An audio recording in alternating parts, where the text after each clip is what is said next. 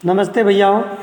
आज अपन कक्षा 9 सामाजिक विज्ञान में भारत के भौगोलिक प्रदेश का भाग 2 उत्तर का मैदान, इसके बारे में विस्तार से समझने का प्रयास करते हैं।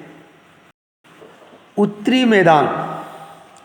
उत्तरी मैदान 3 प्रमुख नदी प्रणालियों सिंधु, गंगा एवं ब्रह्मपुत्र तथा इनकी सहायक नदियों से बना है। ये मैदान जलोढ़ मृदा से बना है। लाखों वर्षों में हिमालय के गिरिपाद में स्थित बहुत बड़े बेसिन यानी द्रोणी में जलोढ़ों का निक्षेप हुआ, जिससे इस उपजाऊ मैदान का निर्माण हुआ। इसका विस्तार 7 लाख वर्ग किलोमीटर के क्षेत्र पर है। यह मैदान लगभग 2400 किलोमीटर लंबा एवं 240 मीटर से 320 किलोमीटर चौड़ा है। यह सघन जनसंख्या वाला भौगोलिक क्षेत्र है। समृद्ध मृदा आवरण, पर्याप्त पानी की उपलब्धता एवं अनुकूल जलवायु के कारण कृषि की दृष्टि से ये भारत का अत्यधिक उत्पादक क्षेत्र है। उत्तरी पर्वतों से आने वाली नदियाँ निक्षेपण कार्य में लगी है।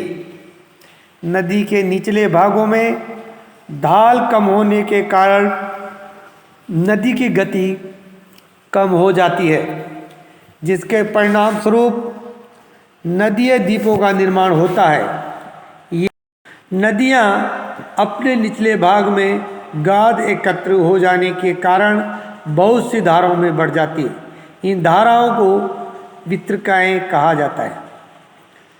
क्या आप जानते हैं, दोआब का अर्थ है दो नदियों के बीच का भाग। दोआब 2 शब्दों से मिलकर बना है, दो तथा आब अर्थात पानी। इसी प्रकार पंजाब भी 2 शब्दों से मिलकर बना है। पंज का अर्थ होता है 5, तो आब का अर्थ होता है पानी। उत्तरी मैदान को मोटे तौर पर 3 उपवर्गों में विभाजित किया गया है।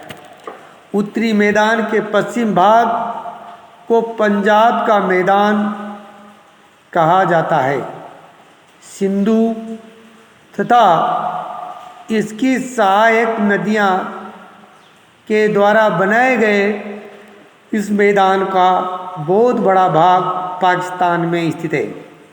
सिंधु तथा इसकी सहायक नदियाँ झेलम, चेनाब, रावी, व्यास तथा सतलुज हिमालय से निकलती है। मैदान के इस भाग में दोआबों की संख्या बहुत अधिक है। गंगा के मैदान का विस्तार घग्गर, तीस्ता नदियाँ के बीच है। ये उत्तरी भारत के राज्यों हरियाणा, दिल्ली, उत्तर प्रदेश, बिहार, झारखंड के कुछ भाग तथा पश्चिमी बंगाल में फैला है। ब्रह्मपुत्र का मैदान इसके पश्चिमी, विशेषकर असम में स्थित है। उत्तरी मैदानों की व्याख्या सामान्यतः इसके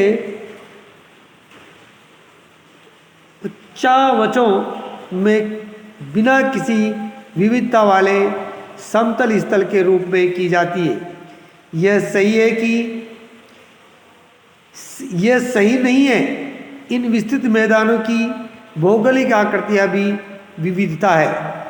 आकृतिक भिन्नता के आधार पर उत्तरी मैदानों को 4 भागों में विभाजित किया जा सकता है।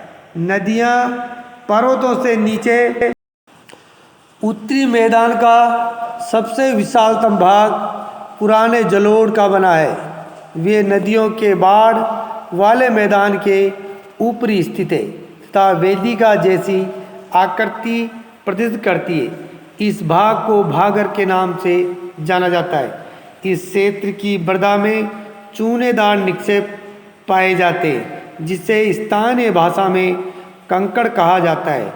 बाढ़ वाले मैदानों के नए तथा युवा निक्षेपों को खादर कहा जाता है। इसका लगभग प्रत्येक वर्ष पुनर्निर्माण होता है, इसलिए उपजाऊ होते तथा गहन खेती के लिए आदर्श होते। अब अगले भाग में अपन प्रायद्वीप पठार के बारे में जानने को मिलेगा। धन्यवाद।